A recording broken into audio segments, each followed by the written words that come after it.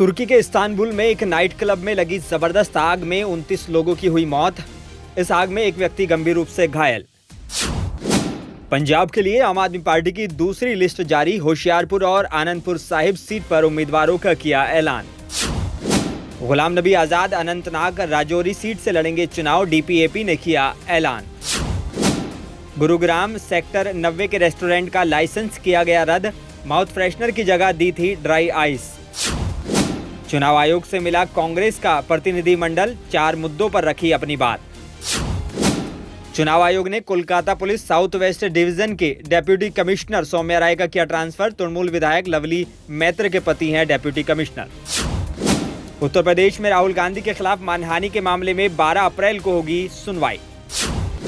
दिल्ली शराब घोटाला केस में आम आदमी पार्टी के राज्यसभा सांसद संजय सिंह को सुप्रीम कोर्ट से मिली जमानत। कर्नाटक में सभी 28 सीटें जीतेगा बीजेपी जेडीएस गठबंधन। कांग्रेस को खाता भी नहीं खोलने देंगे, अमित शाह का बयान। लोकसभा चुनाव से पहले बीजेपी सांसद उन्मेष पाटिल ने बदला अपना पाला। बुधवार को उद्धव ठाकरे वाली शिवसेना पार्टी में होंगे शामिल। आम आदमी पार्टी का दावा, 6 मंत्रियों समेत 55 पार्टी विधायक सुनीता केजरीवाल से कर रहे हैं मुलाकात। छत्तीसगढ़ में सुरक्षा कर्मियों के साथ मुठभेड़ में 9 नक्सली ढेर। भारी मात्रा में हथियार और विस्फोटक बरामद। मनीष सिसोदिया को कोर्ट से नहीं मिली राहत। मनी लॉन्ड्रिंग मामले में जमानत याचिका पर सुनवाई 6 अप्रैल तक टली। मुरैना में अंग्रेजों के जमाने का ट्रेन पुल गिरा। हादसे में 5 मजदूर गंभीर रूप से घायल। मुख्तार अंसारी की मौत के बाद बांदा जेल के सुपरिटेंडेंट को मिली धमकी। बढ़ाई गई उनकी सुरक्षा। कांग्रेस में शामिल हुए समाजवादी पार्टी के वरिष्ठ नेता उज्ज्वल रमण सिंह प्रयागराज से लड़ सकते हैं चुनाव।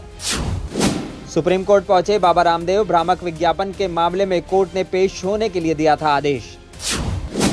आर्थिक मोर्चे पर चीन से मुकाबला करने के लिए भारत को मैन्युफैक्चरिंग पर देना होगा ध्यान। एस जयशंकर का बयान। तमिलनाडु के त्रिची में बस और लॉरी की टक्कर में 2 लोगों की मौत, जबकि 10 से ज्यादा लोग हुए घायल। वरुण गांधी के मुद्दे पर मेनका गांधी ने तोड़ी चुप्पी। इलेक्शन के बाद देखते हैं, अभी लंबा समय है।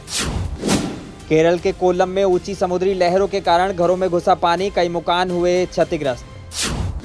गुजरात हाई कोर्ट आज से रेप मामले में आसाराम बाबू की दोषसिद्धि के खिलाफ दायर मुख्य अपील पर करेगा सुनवाई। इजराइल के पीएम नेतन्याहू ने अल जजीरा पर लगाया बैन। इसे आतंकवादी चैनल बताया।